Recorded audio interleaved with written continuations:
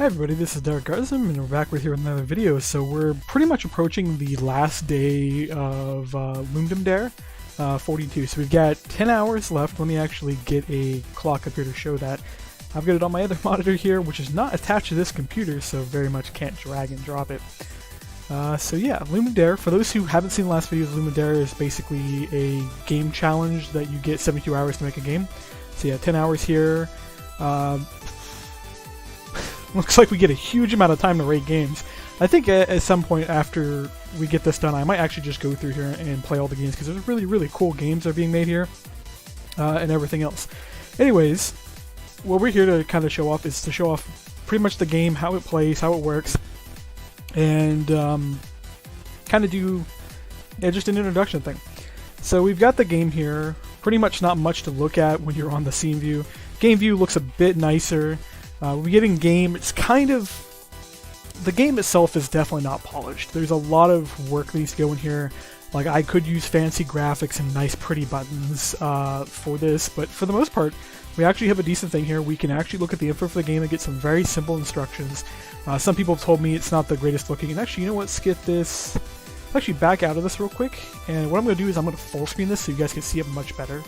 That way it looks a little bit nicer and everything else.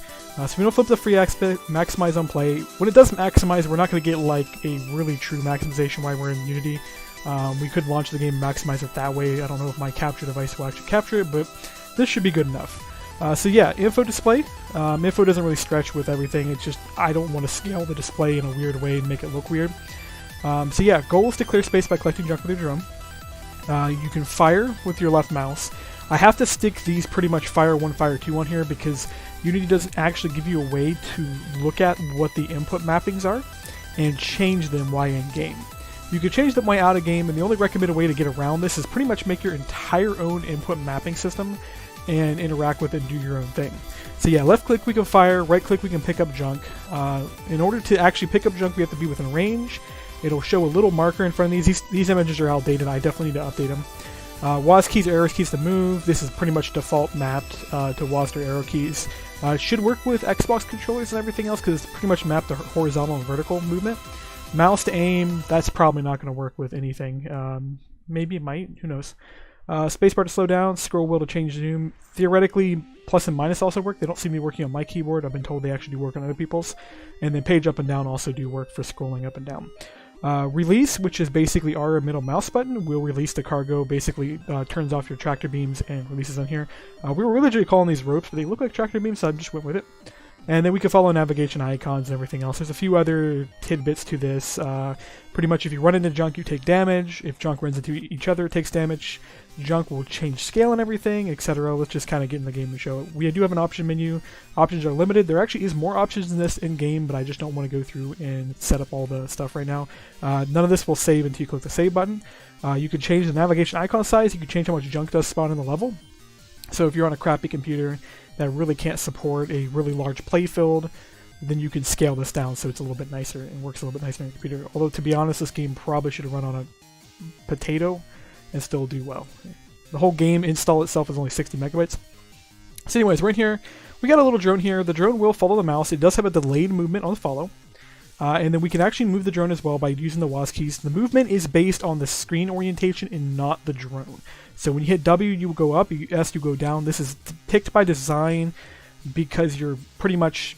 The concept is you're using retro thrusters, and retro thrusters will fire in different orientations. Technically, in real life, they would fire with the spacecraft orientation, but this kind of lets you aim at something and then change your speed as you go. Space, of course, will slow us down, and you get a white trail that follows you around to kind of give you an idea of what direction you are moving in. It makes it a little bit easier.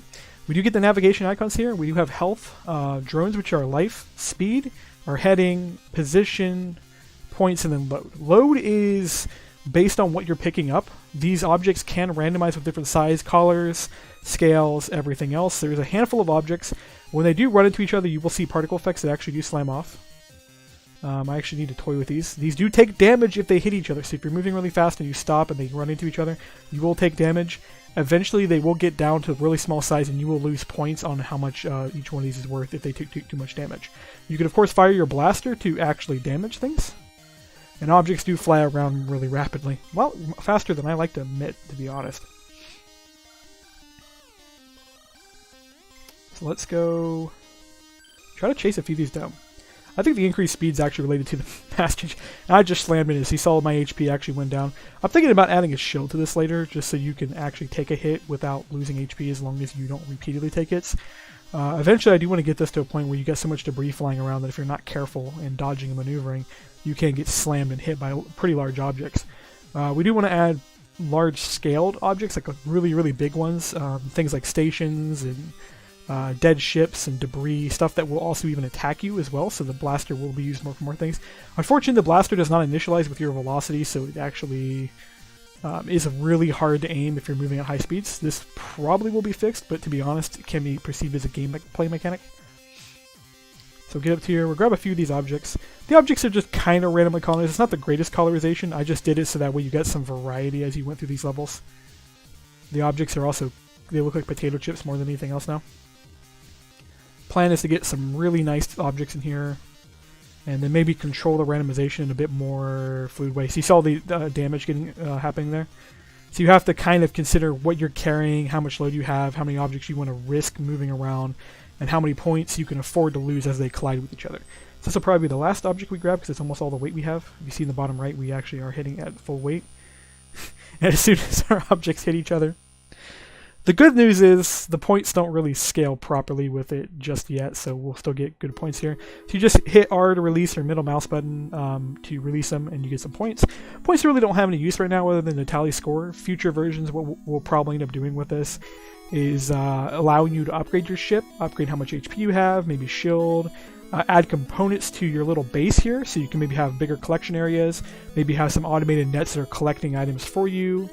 Of course, you'll be able to buy lives, would be one of the bigger things for it, is if you're losing lives. And maybe upgraded weapons, and maybe a variety of ships too. Maybe you can even add an upgrade where if these guys can't collide with each other. Gravity fields to maybe suck objects towards you. It'd be kind of cool. There's a lot we can do with this game. But the game is overall simple. So you just run back and forth and do stuff, and it will count up objects up here. Well, I need to update the text there. And of course, we're running and stuff. It's getting pretty chaotic now. Like, the longer the game progresses, the more objects you're going to get, and the more likely you are going to get destroyed by said objects. The goal is really not to collect all the objects, even though the backstory behind this is basically you're in space. Space is filling up with debris because of the constant space travel and objects breaking up and ships re-entering orbit and everything else. The idea is that you're trying to basically clear just enough space so you can survive. But of course, the actual game mechanics are going to do for that. When you do drop stuff off here, there is a timer on pickup, so if the object does fly through a little too fast, it will not get picked up. We can keep picking up objects, though. You could actually, if you wanted to, get some distance here, build up some speed, and then eject your cargo, and then have it like run right in there and get picked up. As long as it passes over there and the counter picks to the right time, it works. So yeah, simple game. Not bad really when you consider that we just saw an object get destroyed by running into this one. So objects will break themselves and get destroyed. This is kind of important because the ideal is when we have really large objects, what we want to have happen is them to slam into each other and actually take damage and then break up into smaller objects and pretty much shrapnel. This is physics driven, although the physics is relatively simple. You can tell by the fact that objects do slightly collide through each other. The colliders are almost entirely box based. We were going with edge colliders and pixel colliders originally, but of course that didn't exactly work out.